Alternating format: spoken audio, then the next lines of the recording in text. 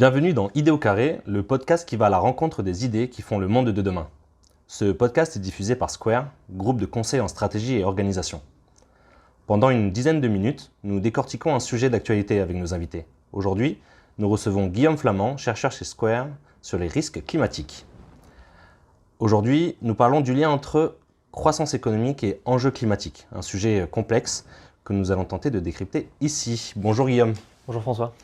Alors déjà, merci d'accepter notre invitation. Et pour commencer, est-ce que tu peux nous rappeler en quoi la limitation du réchauffement climatique est une priorité pour la survie de notre planète ? Alors déjà, je voulais juste attirer votre attention sur le fait qu'on parle bien de limitation du réchauffement climatique. En fait, on ne peut plus vraiment stopper le réchauffement climatique puisqu'il est déjà là. Le dernier rapport du GIEC, en fait, il nous dit que ce réchauffement est déjà d'un peu plus d'1 degré par rapport à l'ère pré-industrielle. Il se trouve que ce réchauffement, il a évidemment beaucoup de conséquences et on les observe déjà, entre autres aujourd'hui. En fait, on est en train d'enregistrer ça mi-juillet, donc en plein sous la canicule à Paris. Oui. Alors, est-ce que c'est dû au réchauffement climatique? Je ne sais pas, mais en tout cas, ces événements seront plus fréquents et plus intenses à l'avenir à cause de ce réchauffement climatique. Alors, ces événements, du coup, je parlais de canicule, de sécheresse forcément, d'incendies, feux de forêt. Seront évidemment beaucoup plus intenses à l'avenir et évidemment leur intensité dépendra de à quel point ce réchauffement sera important. Donc je disais, on était déjà à 1 degré et en fonction des scénarios, on arrivera, si on arrive bien à se restreindre à 2 degrés, et sinon dans les scénarios les plus catastrophes, on pourrait atteindre 4 ou 5 degrés. D'ailleurs, dans ces scénarios catastrophes, certains scientifiques se sont demandé combien de personnes vivent dans des zones qui sont aujourd'hui, qui deviendraient inhabitables sous ce scénario de réchauffement de 4 à 5 degrés. D'accord. Et en fait, ils ont trouvé de l'ordre de 3 milliards de personnes qui vivraient dans ces zones-là. Alors évidemment, ce scénario catastrophe, on aimerait bien l'éviter. On aimerait bien éviter d'en arriver là. Alors pour ça, il se trouve qu'on a signé différents accords, en particulier les accords de Paris. D'accord, donc les accords de Paris que je pense tout le monde connaît. Mais est-ce que tu peux nous rappeler ce que ça implique concrètement ? Ouais. Alors du coup, les accords de Paris, leur objectif, c'est de limiter donc, le réchauffement climatique. Et l'objectif qu'on s'est donné lors de ces accords, c'était 2 degrés. En tout cas, on a écrit dans le marbre qu'on devait se limiter à 2 degrés de réchauffement. Il se trouve que la seule et unique variable à laquelle répond le changement climatique, c'est les émissions de gaz à effet de serre. Plus on émet de gaz à effet de serre, plus le réchauffement sera intense, et à l'inverse, moins on émet de gaz à effet de serre, moins le réchauffement sera intense. Donc tout le jeu, pour se limiter à 2 degrés, c'est de limiter nos émissions de gaz à effet de serre. Alors il se trouve que pour limiter nos émissions de gaz à effet de serre, il va falloir avoir une réduction qui est drastique d'ici les 30 prochaines années. Pour vous donner un ordre d'idée, un ordre de grandeur, en France actuellement, un Français moyen émet de l'ordre de 10-11 tonnes de CO2 par an. Et l'objectif à horizon 2050, donc qui est l'horizon fixé pour ce scénario, c'est 2 tonnes de CO2 par individu. Donc c'est divisé par 5, un peu plus de 5, les émissions individuelles en 30 ans. C'est évidemment, j'ai presque envie de dire une révolution de notre façon de vivre. Ça change drastiquement tout ce qu'on va faire. Donc la façon dont on mange, dont on se déplace, dont on consomme de manière générale. Cela étant dit, merci pour toutes ces précisions. On a une question. C'est, d'après toi, est-ce que la croissance économique, telle qu'on la connaît, est bien compatible avec une forme de sobriété qui serait requise pour atteindre les objectifs de l'accord de Paris ? Bon, je vais faire une réponse honorante, du coup je vais pas répondre pour moi, mais je vais répondre plutôt de travaux de scientifiques, de qu'est-ce que les scientifiques pensent de cette question. En particulier, je voulais parler de William Nordhaus, qui a fait un modèle et pour lequel il a eu le prix Nobel d'économie. Et en fait, le prix Nobel pour avoir intégré le changement climatique dans la science macroéconomique, justement. Et il l'a eu d'ailleurs relativement récemment, en 2018, donc c'est des travaux qui sont plutôt récents. Pour William Nordhaus, le réchauffement climatique, ça va simplement poser un problème dans la façon dont on va produire les choses. C'est-à-dire que si vous voulez, vous avez une sorte d'usine-monde, et cette usine-monde va être un petit peu impactée parce que de temps en temps, il y aura des sécheresses, des inondations. Et ces sécheresses, ces inondations, ces canicules, elles vont un petit peu impacter la façon dont on va produire les choses, la quantité de choses qu'on va pouvoir produire. Le problème de la façon... en tout cas, une critique qui a été faite à propos de ces travaux de Nordhaus, c'est que la taille de l'usine, elle ne dépend absolument pas de critères extérieurs. Elle ne dépend absolument pas, par exemple, de limites planétaires, de est-ce qu'on aura suffisamment de pétrole pour alimenter, est-ce qu'on aura suffisamment d'acier pour alimenter, est-ce qu'on aura suffisamment de cuivre, et que sais-je encore, pour alimenter. Et donc, comme la taille de cette usine ne dépend pas de limites planétaires, en fait, la taille de cette usine pouvait croître indéfiniment dans le modèle de Nordhaus. Mais donc, dans son modèle, en fait, oui, effectivement, lui, il il observe qu'on a des indicateurs macroéconomiques qui continuent à croître, PIB par exemple, et une empreinte environnementale qui décroît. Et simplement parce que la taille de cette usine ne prend pas en compte l'empreinte environnementale qu'a cette usine. Du coup, alors ce qu'on dira dans ce cas-là, c'est que dans le modèle de Nordhaus, il y a ce qu'on appelle un découplage absolu. Donc c'est-à-dire qu'on a le PIB qui peut augmenter et pour autant l'empreinte environnementale qui diminue. Le problème de ça, c'est que c'est un travail qui est certes théorique, qui a été reconnu pour ça, mais qui est seulement théorique et dans la pratique, en fait, on n'observe pas vraiment de découplage absolu à une échelle suffisante pour respecter les accords de Paris. C'est-à-dire qu'on n'observe pas, ne serait-ce que de pays qui ont un PIB qui croît et une empreinte environnementale qui décroît suffisamment vite pour respecter les accords de Paris. D'accord. Et ça pose un gros problème parce qu'on aimerait bien tout de même avoir les deux. Ce serait le meilleur des mondes. D'accord. Du coup, tu nous parles de cette notion de découplage qui est si importante dans la façon dont on doit penser notre croissance économique. Avec toutes les critiques que tu viens de me donner, j'imagine que le pari du découplage n'est pas la seule école de pensée qui existe. C'est ça. En fait, le modèle DICE, il fait le pari qu'il y aura un découplage, même si on ne l'a pas encore observé. Il y a d'autres études qui, évidemment, ne font pas ce pari, que pour eux, ce pari est trop risqué, et donc ils font d'autres hypothèses. En particulier, il y en a un qui a eu un grand retentissement, c'est le rapport Meadows. Alors en fait, ce rapport Meadows, il est même antérieur aux travaux de Nordhaus, et en fait, ils ont maintenant 50 ans. Ils ont été publiés en 1972 par du coup un auteur éponyme, Denis Meadows, qui a écrit ça après une commande faite par la Fondation Ford. Donc c'était un ingénieur du MIT qui a écrit ça un peu après ses études, avec toute une équipe de chercheurs qui l'a monté pour l'occasion. En fait, Denis Meadows, contrairement à William Nordhaus, n'est pas économiste. Lui, sa spécialité, c'est la dynamique des systèmes. Alors, en fait, la dynamique des systèmes, le seul objectif qu'ils ont, c'est de décrire la façon dont différents systèmes complexes interagissent entre eux. Donc typiquement, on pourrait penser à le système économique, les sociétés humaines, l'agriculture, les océans, voilà. Et comment toutes ces choses-là interagissent entre elles. Et a priori, cette science, elle semble plutôt adéquate pour décrire le problème qu'on a. En fait, c'est un problème qui est relativement systémique, le problème du changement climatique. C'est un problème qui va toucher l'ensemble des systèmes, des secteurs économiques, l'ensemble de la façon, l'ensemble de nos sociétés humaines, toutes les façons dont on se déplace, dont on mange, et ainsi de suite. Donc finalement, la dynamique des systèmes, c'est une science qui est plutôt adéquate pour décrire ce genre de problématiques. D'accord. Le grand problème du rapport Meadows, c'est que pour tous les scénarios qu'ils ont étudiés, ils arrivaient à un moment donné où des indicateurs chutaient, littéralement. On arrivait à une chute, par exemple, de la population, ou de la production industrielle, ou de la production agricole, ou parfois tout à la fois. Et évidemment, on n'a pas envie d'arriver à ces scénarios-là. Donc ils ont un tout petit peu poussé l'étude, et en fait, tous les scénarios ne menaient pas effectivement à une chute des indicateurs. Il y en avait un tout dernier, qu'ils présentent en tout cas tout à la fin de leur livre, de leur rapport, où on avait effectivement une stabilité des différents indicateurs. Le problème, c'est que ce scénario, il commençait en 1972, il y a 50 ans, et l'ensemble des mesures ont été prises pour justement limiter l'empreinte environnementale des humains.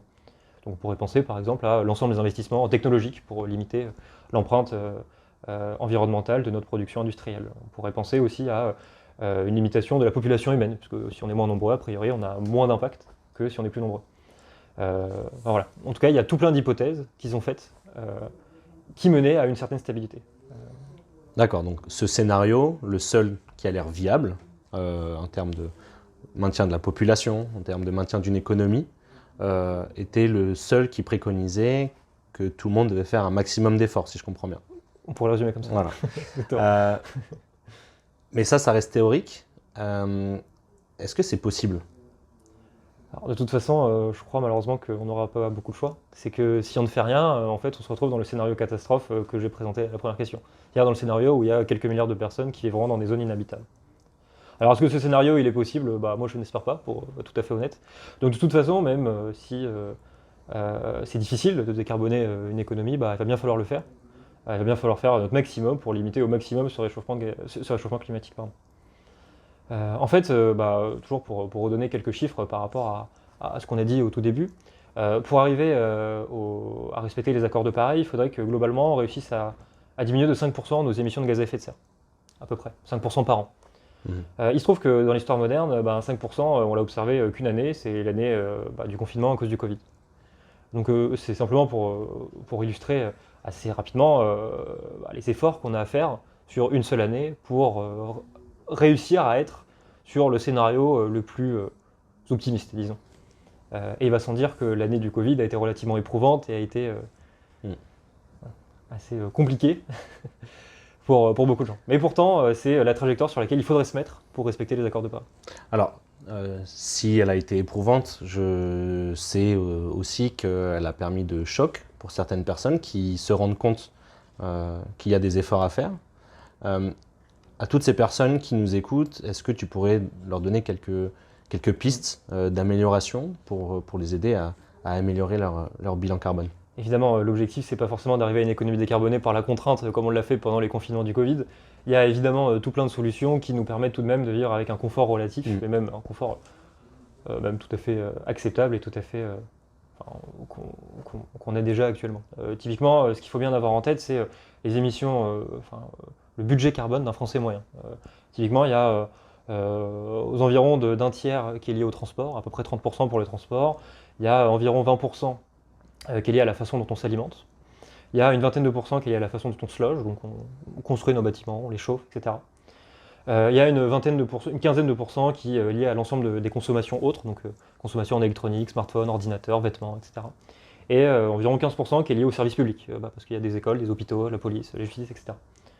Donc voilà, si vous voulez baisser votre empreinte carbone de 5% d'ici l'année prochaine, parmi ce budget que vous avez en moyenne, il va falloir réduire de 5%. Alors du coup, réduire de 5% dans les transports, ça voudrait dire par exemple passer d'une voiture thermique à un autre mode de déplacement, alors du vélo, la trottinette, du transport en commun, et à défaut une voiture électrique, par exemple. Par exemple, dans l'alimentation, l'alimentation carnée, c'est celle qui est la plus émettrice de CO2. Alors de méthane, pardon, c'est pas tout à fait vrai. Donc une méthode assez simple pour limiter ces émissions de gaz à effet de serre, c'est de limiter la consommation de viande. Dans le logement, là, ça pourrait passer par exemple par des travaux d'isolation ou par changer l'énergie avec laquelle on se chauffe, passer par du gaz à une pompe à chaleur par exemple. Voilà, donc il y a quelques solutions qui sont relativement simples pour limiter un peu, individuellement en tout cas, son empreinte carbone. Donc là, tu nous as parlé effectivement d'actions, d'axes d'amélioration d'un point de vue individuel et personnel, ce qui a tout à fait un impact, on le sait. Qu'est-ce que tu aimerais préconiser aux gens qui ont envie de faire de leur entreprise, dans laquelle ils travaillent ou qu'ils possèdent, une entreprise active dans cette transition écologique? Alors, déjà, je pense qu'il y a beaucoup de solutions qui s'appliquent aux individus, qui s'appliquent aussi aux entreprises. Typiquement, l'ensemble des transports, c'est un poste important pour beaucoup d'entreprises. Alors, typiquement, j'en veux pour exemple Square, qui, au cours du confinement, entre 2019 et 2020, a divisé par 10 son empreinte carbone, parce que justement, il y avait beaucoup moins de déplacements entre 2019, où il n'y avait pas de confinement, et puis 2020, il y avait le confinement. Par exemple, pour une entreprise comme Square, le poste de dépense le plus important, c'était les transports. Et donc, le fait de favoriser le télétravail, de simplement réduire ces transports, ça a réduit l'empreinte carbone de l'entreprise. Mais je crois que déjà, avant d'essayer de proposer des solutions, déjà, je pense qu'il faut que, pour chaque entreprise, elle comprenne bien où sont ses dépenses environnementales. Pour Square, le diagnostic de « il faut limiter les transports », ça vient du fait qu'on sache qu'une majeure partie de l'empreinte carbone de Square vient des transports. Mais pour une autre entreprise, dans un autre secteur, peut-être que la source sera totalement différente. Peut-être que ça viendra du chauffage des bâtiments ou de la façon dont on fait chauffer parce qu'il y a un processus industriel. Je pense que malheureusement, que les solutions sont à peu près uniques par secteur. Puis je ne crois pas non plus d'ailleurs qu'il y ait une solution magique à tout. Ce sera, je crois, une somme de solutions plutôt imparfaites, mais qui s'amélioreront au fil du temps. Voilà, donc en tout cas pour résumer, pour Square, ça a été de limiter les transports. On sait qu'il y a des entreprises qui font des travaux d'isolation, qui revoient les menus faits dans leur cafétéria. Si je résume bien, tout ce que tu as préconisé d'un point de vue individuel, tu le préconiserais aussi d'un point de vue entreprise. Alors, c'est, je pense, le plus facile à faire. Après, il y a aussi tout plein de postes d'émissions qui sont liés au processus industriel qui, eux, sont beaucoup plus compliqués à décarboner. Par exemple, le premier exemple qui me vient comme ça, c'est que quand on fait du ciment, et ben, le processus chimique fait que ce ciment émet du CO2. La production de ce ciment émet du CO2. Bon, bah là, il faut un peu de travail de recherche pour réussir à faire du ciment ou utiliser un autre matériau. Pareil quand on fait de l'acier. Quand on fait de l'acier, eh ben, il y a un processus chimique qui fait que la production de cet acier émet du CO2. Très bien. Donc, par exemple, il y a des travaux qui visent à utiliser de l'hydrogène pour remplacer dans la fabrication d'acier. Voilà, ça peut être une voie. Maintenant, le diagnostic que je mettais là, c'est ce qu'il y a de plus simple à faire, parce qu'on peut le faire à peu près tout de suite. On peut remplacer les transports par des transports ou en commun, ou moins carbonés, ou simplement ne pas se transporter en faisant du télétravail. Maintenant, il y a aussi d'autres solutions qui seront nécessaires, mais qui sont à plus long terme et qui sont plus compliquées parce qu'elles demandent de la recherche, elles demandent de l'investissement. Voilà. Merci beaucoup, Guillaume, de nous avoir accordé ton temps. Merci à toi, François. Je te propose maintenant de passer à notre rituel chez Idées au carré. Qu'est-ce que tu peux nous proposer pour approfondir le sujet et finir de le mettre au carré? Alors, je te proposerai deux choses. Le premier, c'est un livre. En fait, j'ai déjà mentionné, c'est justement le rapport Meadows. Alors, en anglais, avec mon accent franglais parfait, du coup, le titre original, c'est The Limits to Growth. Et en français, ça a été traduit par Halte à la croissance. Il y en a d'ailleurs, vu que c'est le 50e anniversaire de ce rapport, une réédition assez récente en français. Donc voilà, je vous invite particulièrement à lire ce rapport que je trouve particulièrement bien écrit. Et puis ensuite, je vous recommanderais aussi une association, complètement à dessein, parce que j'anime des fresques du climat chez Square. Mais du coup, voilà, c'est l'association La Fresque du Climat. Ça propose. L'objectif de cette association, c'est de sensibiliser les gens pour qu'ils sachent justement quelles sont les causes et conséquences liées au changement climatique et puis comment agir dessus. Quelles sont les bribes de solutions qu'elles peuvent mettre en place individuellement ou collectivement d'ailleurs. Voilà, donc limite à la croissance et puis la fresque du climat. Super, merci beaucoup. C'était Une idée au carré, merci de nous avoir suivis. N'hésitez pas à commenter, partager et liker ce podcast s'il vous a plu. On se retrouve très vite pour un nouvel échange.